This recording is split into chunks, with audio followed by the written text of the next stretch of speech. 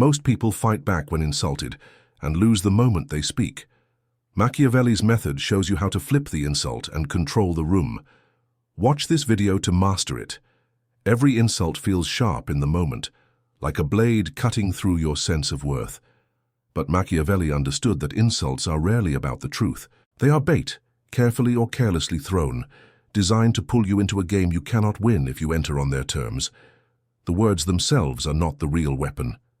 The trap lies in how you respond, because most people, when stung, do exactly what they were trained to do since childhood.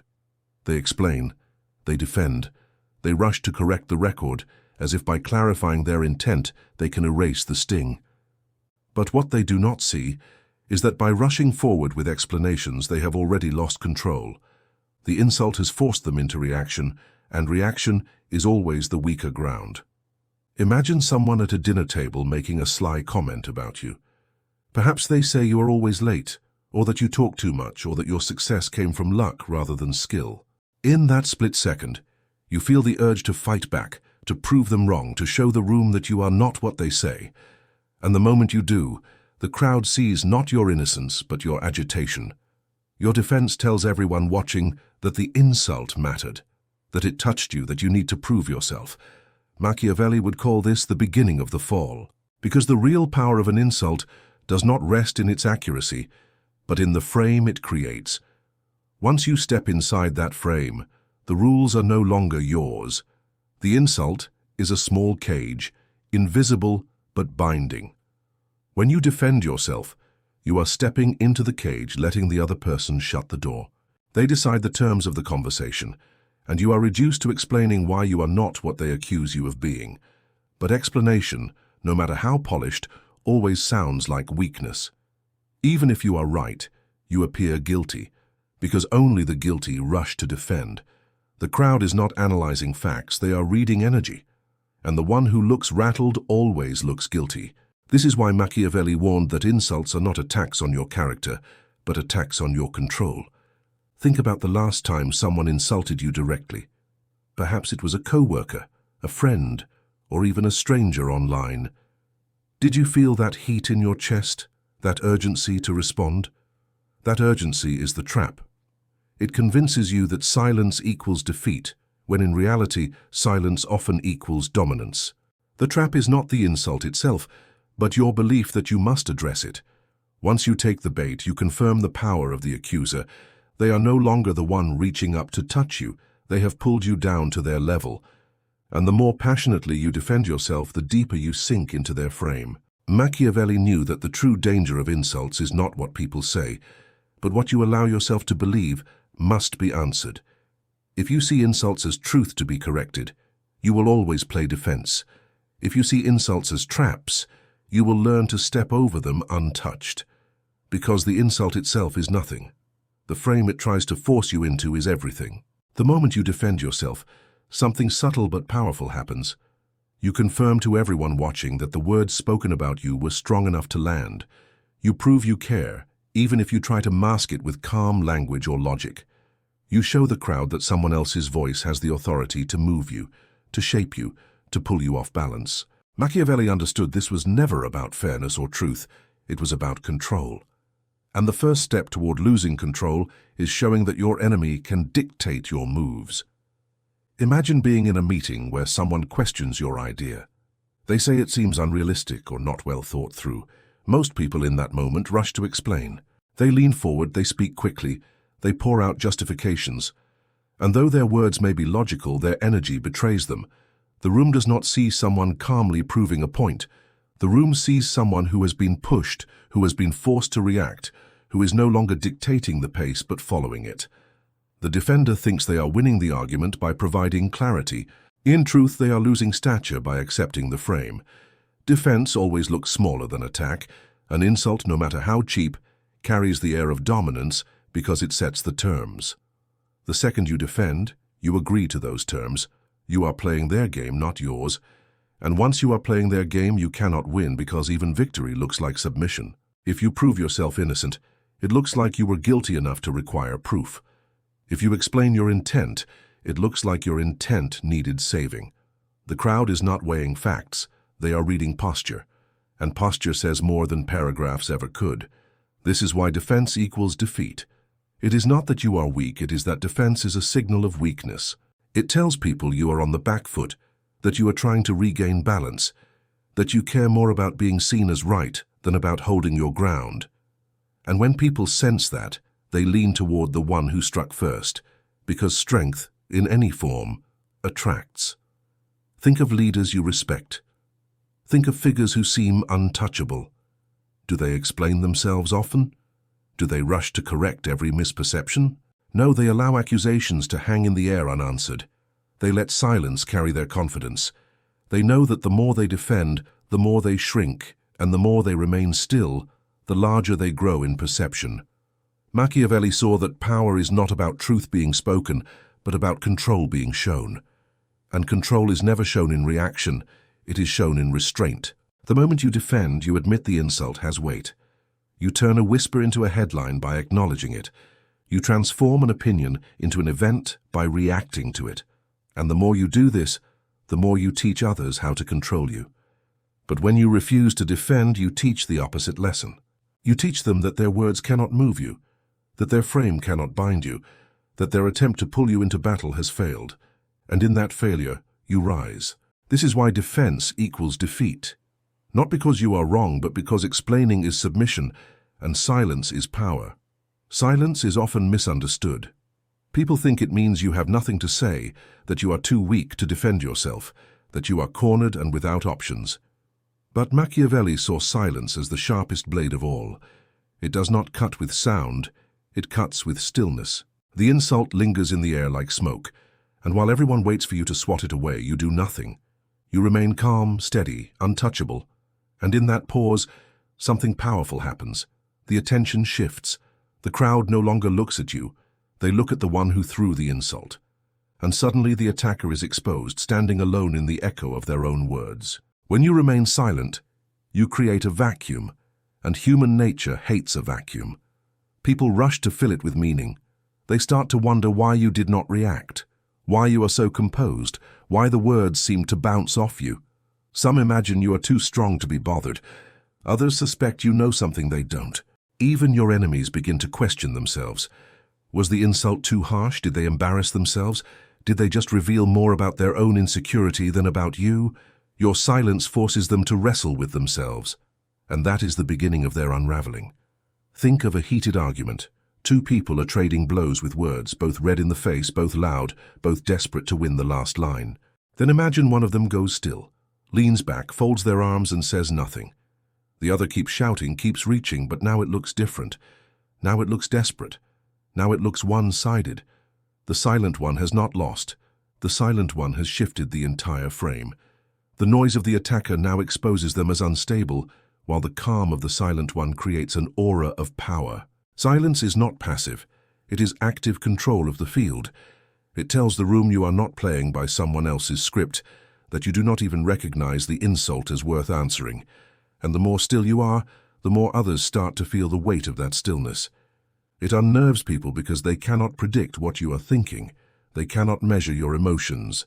They cannot tell if you are plotting or dismissing, or simply so far above the noise that their words cannot reach you. In uncertainty, people overestimate. And when they overestimate, you grow larger in their eyes without moving a finger. The mistake most people make is believing silence is weak. They rush to fill the gap, to prove they are not shaken, to show they have strength. But strength that must always prove itself is fragile. Real strength does not need to prove, it only needs to exist. Silence is the mark of someone who knows their position so well they do not fear leaving words unsaid. Machiavelli understood that this is where true presence is born. The man who speaks less is remembered more, because the silence around his name makes people wonder, makes them whisper, makes them build myths. An insult is only powerful if you accept the frame. But when you stay silent, you refuse the frame altogether. You make the insult die in mid-air, starved of oxygen. And as it falls, the attacker is left holding their own bitterness, their own instability, their own need for validation. They thought they could cut you down with words, but instead their words circle back and cut them. You didn't fight, but you won. Because silence, when held with composure, is not emptiness. It is the first blade, and it never misses. Most people think the way to handle an insult is to deny it, to argue against it, to try to wipe it away with words. But Machiavelli knew better. He understood that denial is just another form of submission, because the moment you deny something, you accept the frame it was spoken from. The stronger move is not to deny, but to reflect. The insult becomes a mirror, not a wound. Instead of taking the weight of the words onto yourself, you calmly hand them back to the one who threw them. This shift is subtle but devastating because suddenly the insult is not about you anymore, it is about them. Picture someone calling you arrogant in a crowded room. The average person will say they are not arrogant. They will try to list reasons why they are actually humble. They will scramble to repair their image. But the Machiavellian approach is different. You smile, maybe even tilt your head slightly and say, "Strange how confidence unsettles people." With one line, you have turned the accusation into a revelation about the accuser. Now the room is not thinking about whether you are arrogant. They're wondering why the other person felt the need to label you that way. The mirror reflects insecurity, not strength. And suddenly, the insult that was meant to cut you becomes a weapon that cuts them. The art of the mirror works because people often reveal more about themselves in their insults than they realize. When someone calls you manipulative, it is usually because they feel they cannot influence you. When someone calls you cold, it is because your detachment makes them feel small. When someone says you are selfish, it is often because they wanted something from you that you did not give. By reflecting the energy back, you expose the insecurity behind the words. You do not have to say it directly. You do not even have to be harsh.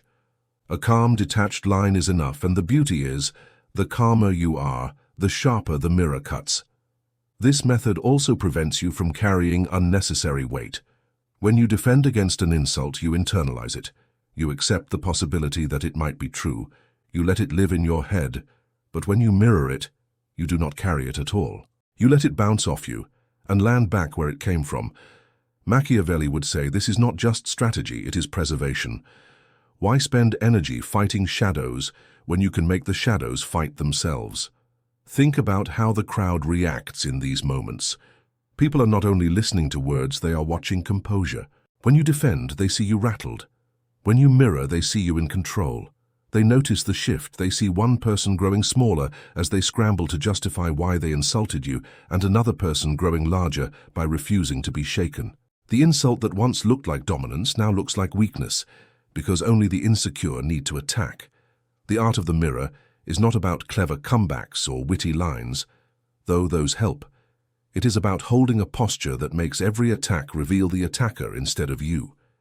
It is about knowing that insults are more about projection than truth, and using that fact to your advantage. Once you master this, insults stop feeling heavy. They become opportunities. Each one is a chance to show the room that you cannot be touched, and that anyone who tries only exposes themselves. And in that shift, you turn what was meant to break you into proof of your power. Reframing is one of the most powerful tools in the game of perception because it takes the very energy of an insult and bends it into strength. Most people think power comes from proving their innocence, from explaining their side, from clearing their name. But Machiavelli understood that this is weakness disguised as reason. The strong don't explain, they redefine. They do not play within the frame given to them. They replace the frame altogether. When accused of being manipulative, they do not panic, they do not argue, they simply say, "Only people who can't be influenced say that." Suddenly, the word manipulative no longer sounds dirty. It sounds like a mark of control. What was meant to wound has become a badge of power. You didn't defend, you inverted. This method works because people live in narratives, and the one who sets the narrative controls the outcome. If you let someone label you, you shrink. If you redefine the label, you grow. The crowd is not looking for truth, they are looking for confidence. They want to see who controls the energy of the room. When you reframe an insult, you don't just protect yourself, you elevate yourself. The jab no longer points down at you, it points back at the one who threw it. And everyone watching feels the shift. Consider this example. Someone says you are selfish. Most people would rush to explain that they are not, that they care about others, that they give plenty of time or resources. But the reframer says everyone gets called selfish when they stop giving people what they want. The attack collapses because now it doesn't expose you. It exposes the expectation of the attacker. It shows that their insult was not about truth, but about their own disappointment. And the room sees it. They recognize the power of someone who refuses to wear the label and instead writes a new meaning for it. Reframing is not about arguing. It is about control of perspective. It turns weakness into strength by shifting the angle. When someone says you are cold, you can say, detachment is only cold to those who want control of your emotions. Now, coldness is not a flaw, it is power. When someone says you are arrogant, you can say confidence looks like arrogance to the uncertain. Now, arrogance becomes proof of certainty. The game is not to erase the insult, but to transform it into something that builds you higher. This is dominance because dominance is not about being right. It is about defining what right means in the first place. The person who reframes shows that their world cannot be dictated by others. Their identity is not reactive, it is self-authored. And people feel that. They may not remember the exact words spoken, but they remember the energy of someone who took an attack and made it fuel. That kind of presence makes people cautious. It makes them hesitate before throwing another insult because they know it may be turned against them. Machiavelli would tell you that true power is not found in winning arguments. It is found in making the argument irrelevant. Reframing does this. It takes the very weapon that was meant to cut you down and makes it part of your armor. You do not resist the blade. You bend it until it becomes your own. And when you master this, insults stop being threats. They become raw material. With every attempt to weaken you, you grow stronger because the crowd sees that nothing thrown at you lands as intended. You don't defend, you redefine. You don't justify, you dominate. When you stay calm in the face of an insult, something interesting begins to happen that most people never notice. The room shifts. At first, all eyes turn toward you, waiting for your reaction, expecting a defense, a comeback, an explanation. But when none comes, when you remain still and unbothered, the attention slowly drifts back to the one who spoke. And in that moment, the balance of power changes. The attacker starts to look smaller, their words begin to sound weaker, and the insult that seemed sharp just seconds ago begins to echo with desperation. People watching see the contrast.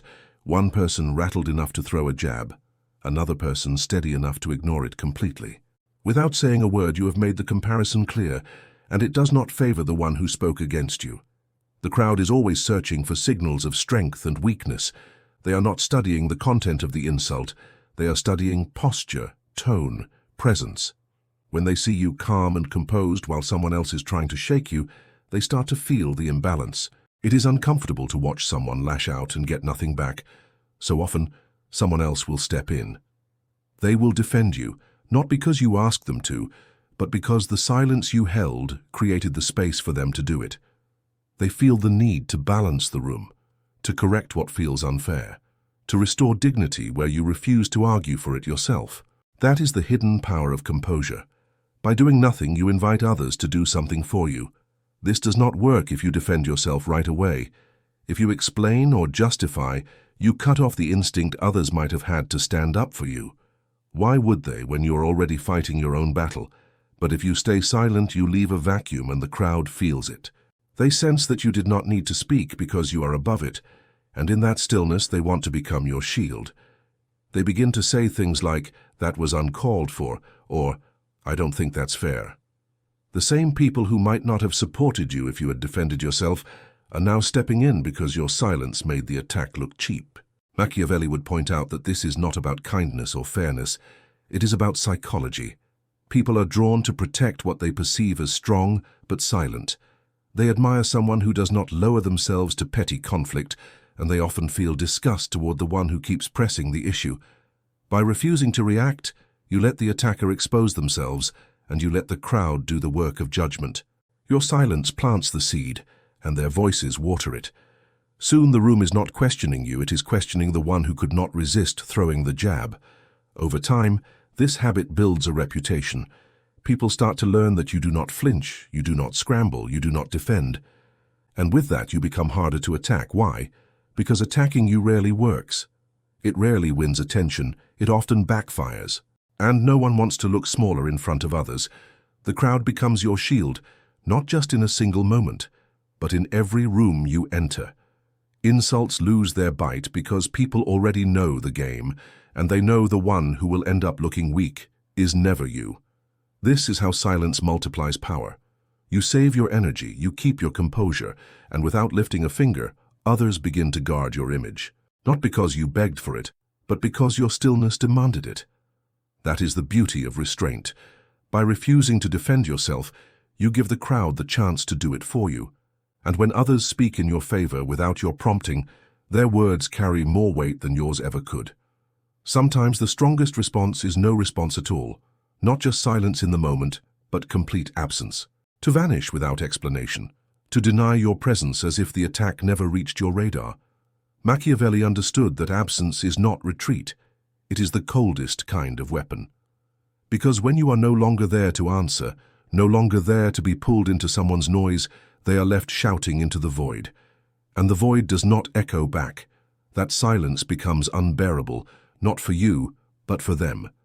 In their desperation for a reaction, they expose themselves. They post more, they repeat themselves, they try harder to provoke you. But every new attempt makes them look smaller, more bitter, more obsessed. Absence works because people crave acknowledgement. Even in conflict, acknowledgement is a form of validation.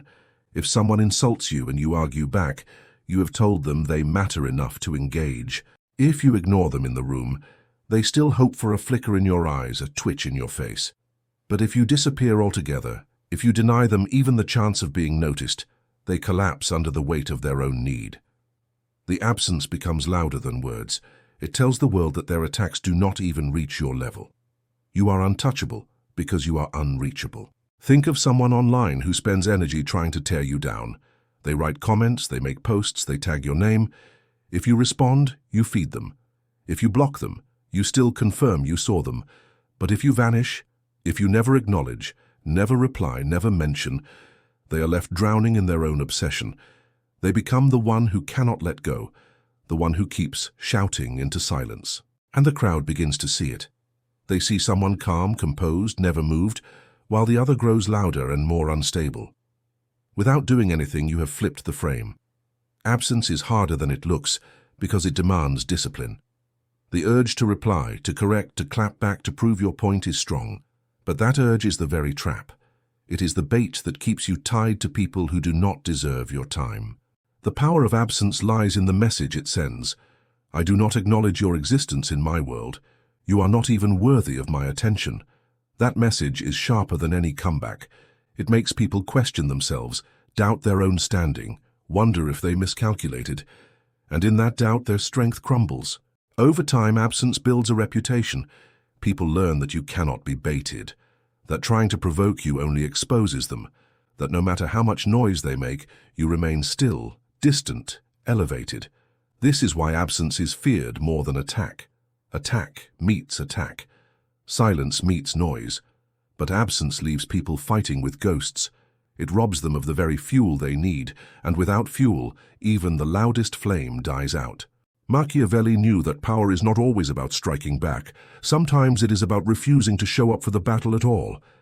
Because the war ends not when you win, but when they exhaust themselves trying to reach you. That is the power of absence. The coldest move, the sharpest blade, and the proof that untouchable is stronger than undefeated. Every insult you let pass without defense becomes something greater than silence. It becomes a stone laid in the walls of your fortress. At first it feels small, almost invisible, like nothing has changed. But with each insult ignored, each jab left unanswered, each accusation allowed to hang and fall on its own weight, you are building something larger than explanation. You are building an aura, and aura is far stronger than words. Words fade the moment they are spoken, but aura lingers. It fills the room before you even arrive. It tells people without speaking that you cannot be shaken by noise. Most people spend their lives chasing reputation, trying to polish every angle of how they are seen. They defend themselves, they clarify, they explain, hoping that others will think of them in the right way. But what they do not see is that reputation built on words is fragile. It can be undone by the next rumor, the next whisper, the next insult. Aura, on the other hand, does not bend so easily. Aura is born from restraint. from the discipline of letting words crash against you and fall harmless to the ground. The less you react, the more people begin to believe that nothing touches you, and the less they dare to test you. Think of the figures in life who command respect without ever raising their voices. They do not defend their every move. They do not explain their choices. They do not argue with their critics. Their presence itself is explanation enough. People whisper about them. People speculate. People make accusations. But none of it seems to matter. Why? Because their aura is stronger than the noise. Every insult aimed at them dies quickly, while their presence only grows heavier, larger, untouchable. This is why Machiavelli said it is better to be feared than loved, if you cannot be both. Fear does not always mean terror. It often means hesitation, the kind of caution that keeps people from moving against you because they cannot predict how you will respond. And unpredictability is power. When you refuse to defend yourself, you stop being judged by what people say. You start being judged by how little their words move you. And that gap between noise and reaction becomes the space where aura grows. Aura is not built in a single moment. It is not something you announce. It is the quiet accumulation of restraint. Every insult ignored, every attack left unanswered, every attempt to pull you into weakness denied adds weight to it. Over time, people begin to expect your composure, and that expectation becomes legend. They tell stories about how you never flinch, how you never argue, how you never lower yourself. Even those who dislike you begin to respect you, because respect is not built on agreement. It is built on the recognition of strength. The insult dies, but you remain. And with each passing test, you grow stronger, not because of what you say, but because of what you refuse to say. Aura cannot be faked with words. It is built with silence. It is hardened by patience. It is sealed by consistency. And once it is there, once you carry it with you, no insult can take it away. Insults are rarely about truth. They are about control. They are small tests thrown your way to see if you will bend, if you will flinch, if you will give someone the satisfaction of proving that their words matter more than your presence. Most people fail these tests without even realizing it. They rush to defend themselves. They scramble to explain. They try to clear their name. They believe that truth will protect them, that if they explain enough, if they make themselves understood, the attack will lose its weight. But Machiavelli knew the opposite was true. The more you try to clear your name, the more you smear it with your own hands. The more you explain, the more you look guilty. The weak beg to be seen as innocent, while the strong never put themselves on trial in the first place. The secret is that insults are never really about you. They are about the person throwing them. They reveal insecurity, jealousy, fear, or the desperate need to look powerful in front of others. When you understand this, the game changes. You stop seeing insults as wounds to be healed and start seeing them as weapons you can redirect. You can let silence make the attacker look unstable. You can invert the insult into a mirror that reveals their weakness, or you can let your aura swallow the words until they vanish into nothing. Each method builds you higher, because each one denies the attacker what they crave most, your reaction. Machiavelli's final lesson is simple. Do not fight insults, transform them. If someone calls you arrogant, do not deny it, make it proof of your confidence. If someone calls you manipulative, do not explain, make it proof of your ability to lead. If someone calls you cold, do not argue, make it proof of your control over emotion. Every attack contains energy, and that energy does not need to be resisted, it needs to be bent into your shape. This is the essence of power. Not fighting on their terms, but forcing them to play on yours. When you master this, words meant to break, you become the very stones that build your fortress.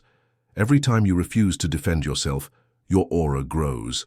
Every time you invert an insult, your presence sharpens. Every time you remain calm, you create a contrast so powerful that the attacker cannot win. And over time, people begin to notice. They whisper not about whether the insult was true, but about how little it touched you. They begin to fear not your words, but your stillness. They begin to respect not your explanations, but your refusal to explain at all. The weak try to win arguments, the strong try to win control. That is the difference Machiavelli understood. Insults are not a battle of truth, they are a battle of perception. And in that battle, silence, inversion, and aura are unbeatable weapons. When you master them, you no longer live in defense, you live in definition. You are not at the mercy of other people's words, you are the one who decides what those words mean. And that is the final transformation. You don't just survive insults, you turn them into power. Maybe this video helped you see yourself or someone you know in a different way. Feel free to let us know via a like or in the comments. And if you want more wisdom and guidance in becoming a better version of yourself, subscribe now. This is the moment to start becoming the person you really want to be.